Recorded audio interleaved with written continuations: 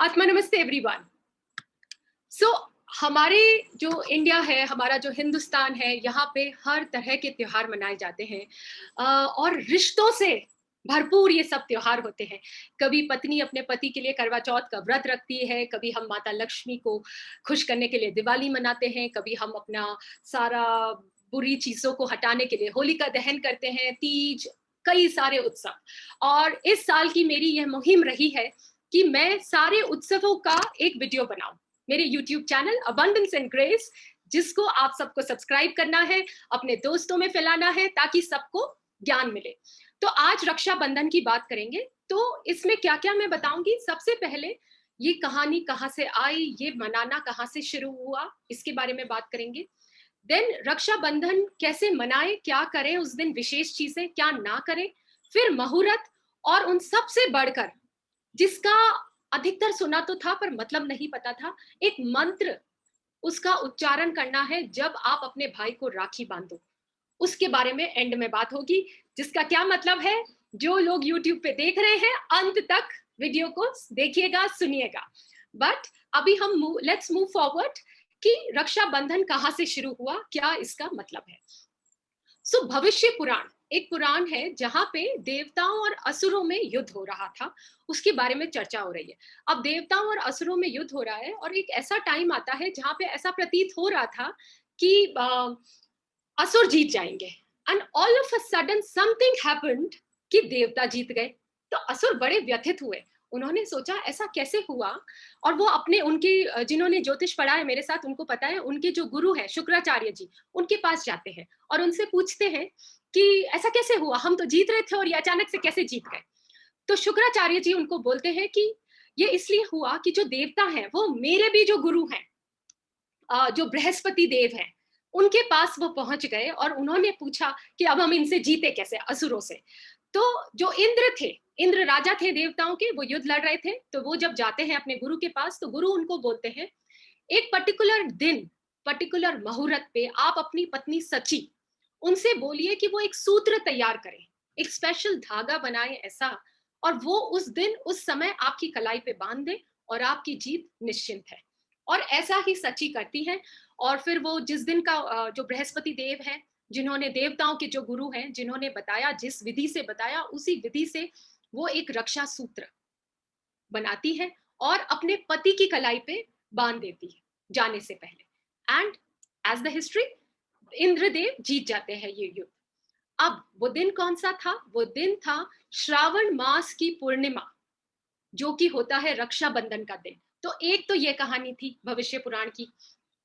अब वो असुर अपने शुक्राचार्य जी से पूछते हैं तो फिर हम वापस जीते कैसे। तो शुक्राचार्य जी कहते हैं अब तुम्हें 1 साल वेट करना पड़ेगा।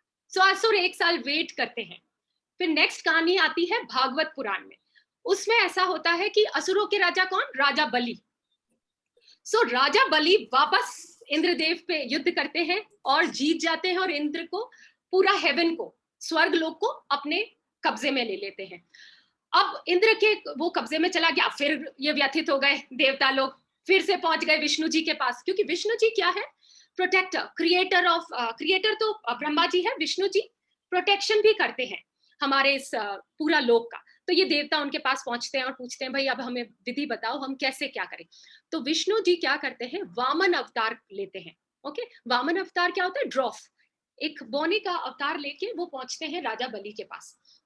राजा बलि क्या कर रहे थे उस समय, अश्वमेघ यज्ञ कर रहे थे। 100, उन्होंने एक वचन, एक प्रतिज्ञा ली थी कि ऐसा मैं एक यज्ञ करूंगा ताकि हमेशा के लिए मेरा राज रहे देवताओं पे। और वो ऑलमोस्ट खत्म होने वाला था यज्ञ, जब वामन देव आ जाते हैं वहां पे और वो बोलते हैं राजा से कि मुझे भिक्षा दीजिए। तो अब राजा बलि सिंस हवन कर रहे थे और उसी समय क्या था, एक पुण्य काल आ गया। तो पुण्य काल आ गया तो राजा बलि क्या थे, कौन थे, प्रहलाद, जिनकी कहानी आपने सुनी होगी होली पे, उनके पौत्र थे। तो वो भी ऑल्दो असुर थे बट स्पिरिचुअल बहुत थे, दानवीर बहुत थे। तो वो वामन देव को कहते हैं ठीक है, मैं तुम्हें वचन देता, मैं तुम्हें दान देता हूं, मांगो तुम्हें क्या चाहिए। तो वामन देव कहते हैं मुझे तो 3 कदम धरती दे दीजिए, 3 steps of land I want from you. अब वो राजा बलि हंसने लगते हैं, कहते हैं वाह, जैसे बोने तुम वैसी बोनी तुम्हारी बुद्धि, 3 कदम मांग रहे हो तुम, तुम्हारे 3 कदम कितने से होंगे। तो वो कहता है राजन मुझे तो यही चाहिए। ये कॉन्वर्जेशन होता है और वो बोलते राजा बलि कि हाँ ठीक है। उतने में शुक्राचार्य जी जो उनके गुरु है पास में बैठे, वो सब माया समझ जाते हैं। वो समझ जाते, see I am getting these goose bumps, वो समझ जाते हैं कि ये विष्णु भगवान की चाल है। बट राजा बलि को वो इशारा भी करते हैं, बट वो कहते हैं मैंने तो दे दिया वचन तो मैं निभाऊंगा। अब वामन देव अपना 3 कदम 2 कदम में वो पूरा संसार समेट लेते हैं, और तीसरा कदम वो राजा बलि से पूछते हैं बताओ मैं कहाँ रखूं। तो राजा बलि कहते हैं अब तुम कहाँ रखोगे, मेरे सर पे रख लो, आपके अधीन में। सो विष्णु जी उनके सर पे वो कदम रखने वाले होते हैं या रख देते हैं। तो अब विष्णु जी बहुत खुश हो गए, भगवान है ना, उनको लगा वाह क्या ये राजा, असुरों के राजा होते हुए भी इतना इनके मन में दया और अपनी वचन पे रहने वाले अडिग। तो वो विष्णु जी वापस राजा बलि को कहते हैं कि अब तुम मांग। उस समय तक वो अपना रूप भी धारण कर लेते हैं, विष्णु जी सामने प्रकट हो जाते हैं कि मैं विष्णु भगवान हूँ, मैं देवता हूँ, वट एवर। एंड राजा बलि को बोलते कि राजन अब आप मांगिए मुझसे कुछ वर, मैं बड़ा खुश हुआ। तो राजा जी कहते हैं विष्णुदेव मुझे तो आपकी भक्ति का चाहिए, मैं आपकी भक्ति करना चाहता हूँ और मैं चाहता हूँ हमेशा आप मेरे पास रहें। सो आप मेरे द्वारपाल बन जाइए। अब विष्णु जी ने वादा कर दिया, फंस गए विष्णु जी, तो वो द्वारपाल बन गए जी।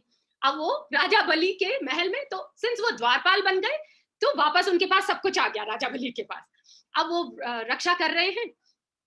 अब उधर लक्ष्मी माँ बड़ा चिंतित कि भाई विष्णु जी कहाँ चले गए, आए नहीं। तो वो जाती है नारद ऋषि के पास और पूछती है कि भाई मेरे पति कहाँ चले गए।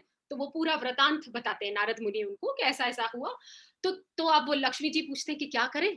तो अगेन नारद जी कहते हैं बहुत करीब एक दिन आ रहा है, उस दिन तुम जाना और राजा बलि को एक रक्षा सूत्र बांध देना और फिर उनसे रिटर्न में अपने पति मांग लेना।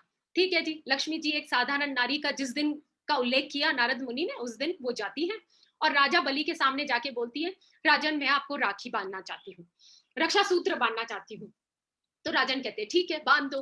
फिर वो कहते हैं कि ठीक है तुमने मेरी रक्षा सूत्र बांधा है तो अब मैं तुम्हें क्या दे दूं, मांगो तुम्हें क्या चाहिए। उस जमाने में क्या ऐसे ही होता था, मांगिए क्या चाहिए। अब लक्ष्मी जी कहते हैं राजन मुझे तो जो आपके द्वारपाल है वो चाहिए क्योंकि वो मेरे पति हैं।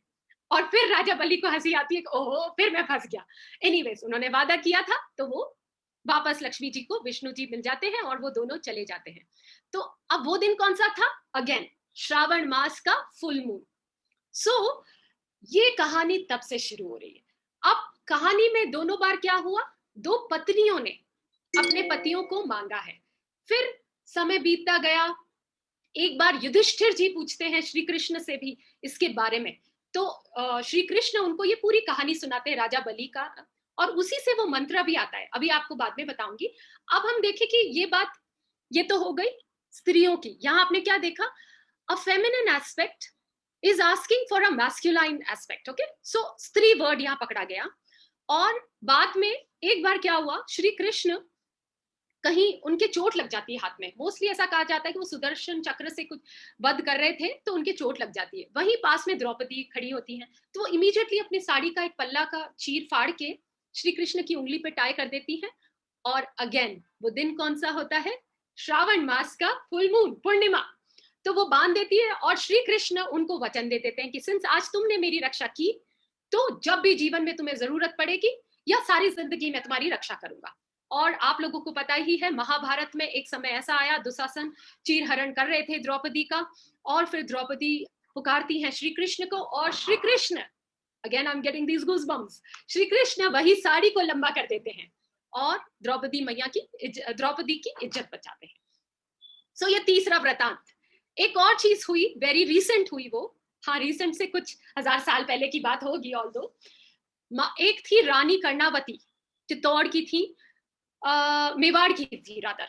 उन्होंने अपने राज्य को बचाने के लिए हुमायूं को ऐसा ही एक रक्षा सूत्र भेजा होता है, राखी, कि हमारी रक्षा कीजिए। एंड हुमायूं उस उस राखी का मान रख के रानी कर्णावती की रक्षा करते हैं। So this was the most recent. So तब से ऐसा एक चलन आया कि जब भी कोई भी भाई युद्ध में जाता तो बहन उसके कलाई पे ये रक्षा सूत्र बांधती, या कोई भी पति भी जाता तो ब्राह्मण से बुलवा के पत्नियां बंधवा देती या खुद भी क्रिएट कर सकती है। सो नाउ ये तो हो गया अपना माइथोलॉजी एस्पेक्ट कि कहानी कहाँ से शुरू की हुई। Now why this particular day? Shravan, जो सावन का महीना है, उसकी पूर्णिमा को ऐसा विशेष क्या होता है जिसकी वजह से ये राखी उसी दिन मनाई जाती है? उस दिन क्या होता है, कॉस्मोस में, सोलर सिस्टम में एक स्पेशल एनर्जी क्रिएट होती है, एक स्पेशल वाइब्रेशन क्रिएट होती है जो होती है प्रोटेक्शन की। यू you नो know, एक वहां पे एक अलग तरह की वाइब्रेशंस, एनर्जी, एक एनर्जी पोर्टल। रिमेंबर अभी थोड़े दिनों पहले मैंने लायंस गेट पोर्टल का सेशन लिया था।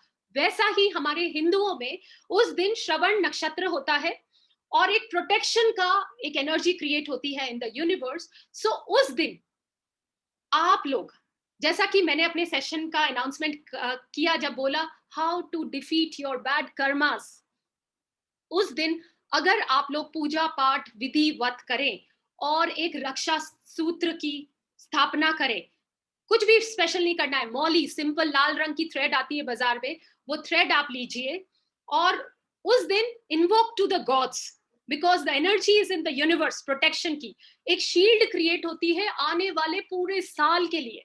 तो अगर आपके घर में कोई बीमार है तो आप उसको भी ये धागा बांध सकते हैं कि उसकी तबीयत ठीक रहे। गरीबी है, नजर लग रही है, बहनें क्या कर सकती है, भाइयों को ये बांध सकती है अपने पीहर की दहलीज पे, आपके घर की एंट्रेंस पे।